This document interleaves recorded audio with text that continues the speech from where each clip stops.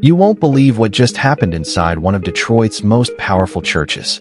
Bishop Marvin Winans, yes, that Marvin Winans of the legendary Winans family, is making headlines for all the wrong reasons after reportedly calling out one of his own church members for donating only $1,200 during a fundraiser.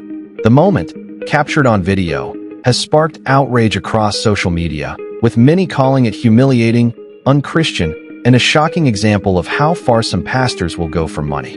But others say there's more to the story, that Bishop Winans was making a point about faith, giving, and accountability. So what really happened that night? And did Bishop Winans go too far in shaming a member from the pulpit? Stay tuned because this story is about to take you deep into the world of church politics, pride, and the price of generosity. Bishop Marvin Winans is no stranger to the spotlight. As a gospel icon, pastor, and founder of the Perfecting Church in Detroit, his name has long carried weight in both the music world and the ministry. Known for his soul-stirring voice and passionate preaching style, Winans has built a reputation as a man of influence, someone who has touched millions through both song and sermon. But this time, it's not his music that's making headlines. It's his message. During a recent church fundraiser, Bishop Winans reportedly called out one of his own members in front of the entire congregation, criticizing them for contributing only $1,200 to the offering. According to witnesses, the moment left the room tense, with murmurs spreading through the pews as the bishop made remarks that many are now calling spiritually manipulative and tone-deaf. The video clip, which has since gone viral on social media, shows Winans addressing the church with a mix of frustration and disbelief. He allegedly said, "After all the Lord has done for you, this is what you give." Those words have reignited a fiery debate about money, faith, and whether modern megachurch culture has lost sight of humility. In this video, we'll dive deep into what really happened that night at Perfecting Church. We'll look at the timeline of events, how the congregation reacted, and why the situation is stirring such intense emotions among believers. We'll also explore the broader conversation about wealth and worship and whether pastors should ever single out members publicly for what they give or don't give. But before we get into all that, there's one detail from this fundraiser that few people are talking about, and it might completely change how you see Bishop Winans' reaction.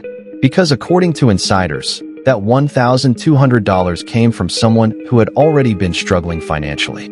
And what Winans said next shocked everyone in the room. It was supposed to be a night of celebration, a major fundraiser for Perfecting Church's new building project, one that Bishop Marvin Winans had been promoting for months. Members were encouraged to give sacrificially, to sow a seed of faith into the future of the ministry. The atmosphere was electric. The choirs sang, the ushers passed envelopes, and testimonies of blessings filled the air. But as the night went on, things took a sharp turn. According to multiple eyewitnesses and a now viral video, Bishop Winans became visibly frustrated when the totals for the fundraiser were announced. One longtime member who reportedly donated $1,200 was called out by name. Winans allegedly remarked, "You mean to tell me? That's all you could give? After how long you've been blessed?" The room went quiet. Some laughed nervously, unsure if it was a joke. Others looked stunned. But the member's expression said it all: embarrassment, confusion, and hurt. Within seconds, the joyous energy in the sanctuary shifted into something uneasy. A congregant who recorded the moment said it was uncomfortable. You could feel the tension. People didn't know where to look. Some were shocked that he would say that in front of everyone. The video quickly spread on Facebook, Instagram, and TikTok, drawing thousands of comments. Some defended the bishop, saying he was holding his congregation accountable and challenging them to give more generously. But others accused him of spiritual bullying, claiming no pastor should ever publicly shame a member for the size of their donation. One viral tweet read, $1,200 might not be much to Bishop Winans, but that could be someone's entire savings. Church isn't supposed to make you feel small for what you can give. In the midst of the backlash, supporters of Bishop Winans argued that the moment was taken out of context. According to them, the bishop had been speaking about the broader issue of stewardship and faith-based giving, not targeting the individual specifically. One church leader even claimed he wasn't angry about the amount. He was teaching that giving should reflect gratitude. But that explanation didn't stop the criticism. Commentators began asking deeper questions. How much is too much to expect from members? Is there a line between preaching generosity and exploiting guilt? And here's where things get even more complicated, because sources close to the situation revealed that the member Bishop Winans called out was actually someone who had been struggling financially. Reportedly, a single parent who had already given multiple times in past fundraisers. When that information surfaced, the outrage grew even louder. Many felt that the bishop, intentionally or not, had turned a moment of giving into a spectacle of shame. Others said it was a reflection of a growing issue in some modern churches where the measure of one's faith seems to be tied to the size of their wallet. But this isn't the first time Bishop Winans has faced questions about money and ministry. In fact, this moment is just the latest in a long line of controversies about his church's fundraising efforts and spending habits, and some of them go back years. To truly understand why this $1,200 incident caused such an uproar, you have to look back at Bishop Marvin Winans' long and complicated history with church finances.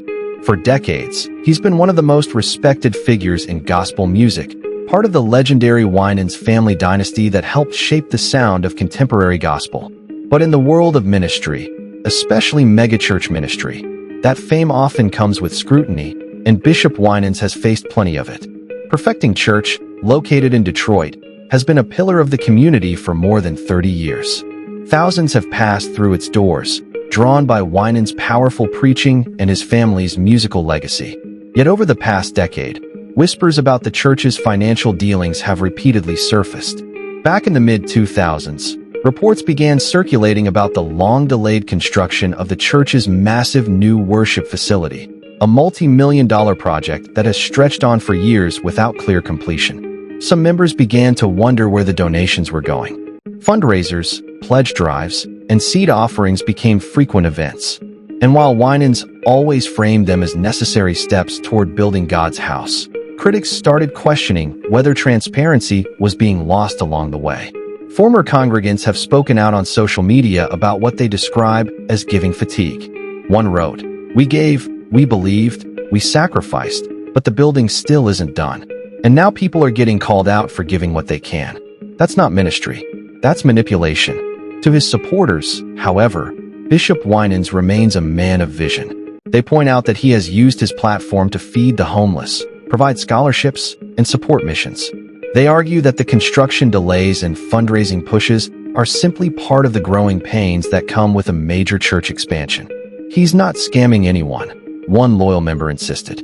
"He's trying to build something that will stand for generations." Still, the optics of this latest incident have reignited old wounds. The public calling out of a member for giving only $1,200 seemed to many like confirmation of a deeper issue, that Perfecting Church has become more focused on dollars than discipleship. Adding to the controversy, some insiders claim that Bishop Winans' recent sermons have leaned heavily into prosperity themes, emphasizing financial sowing as a measure of faith. One clip that resurfaced after the viral video shows him saying, "You can't outgive God, but you sure can test him with your lack of faith." That kind of language has sparked a heated debate about whether the line between faith-based encouragement and guilt-based manipulation has been crossed. Even more troubling, church insiders revealed that several members have quietly left over the past year, citing discomfort with how money is discussed during services. "It used to feel like worship," one former attendee said. "Now it feels like a sales pitch." Yet through it all, Bishop Winans has remained largely silent, only issuing brief statements about misunderstandings and context being taken out of proportion. But behind that calm exterior, many believe the pressure is mounting, not just from critics, but from within his own congregation. Because if there's one thing churchgoers hate more than scandal, it's the feeling that their generosity is being taken for granted. And what's coming next could determine the future of Perfecting Church, because insiders say this backlash is beginning to divide members, and some of the most loyal supporters are quietly demanding answers. The fallout from Bishop Marvin Winans' $1,200 comment has been nothing short of explosive, not only online, but inside the walls of Perfecting Church itself. What began as a viral moment has now turned into a full-blown internal conflict that's forcing the congregation to take sides. In the days following the incident, social media lit up with divided opinions. On one side were those defending the bishop, arguing that his words were taken out of context, They claimed he wasn't shaming anyone, but rather challenging his flock to give at a level that reflected gratitude and commitment to the church's mission. "People are too sensitive," one supporter commented on Facebook. "Pastors hold us accountable. That's their job. If you can spend thousands on luxury items, you can give more to God." But others saw it differently, and far more critically. Many longtime church members and fans expressed disappointment, saying, "This moment exposed a growing problem in modern megachurch culture. This isn't about accountability." One user posted on X, formerly Twitter. "It's about humiliation. You don't call out someone's giving from the pulpit. You praise them for what they can do, not shame them for what they can't." Inside Perfecting Church, the tension was even more palpable. Several members reportedly approached leadership expressing concern over how the incident was handled.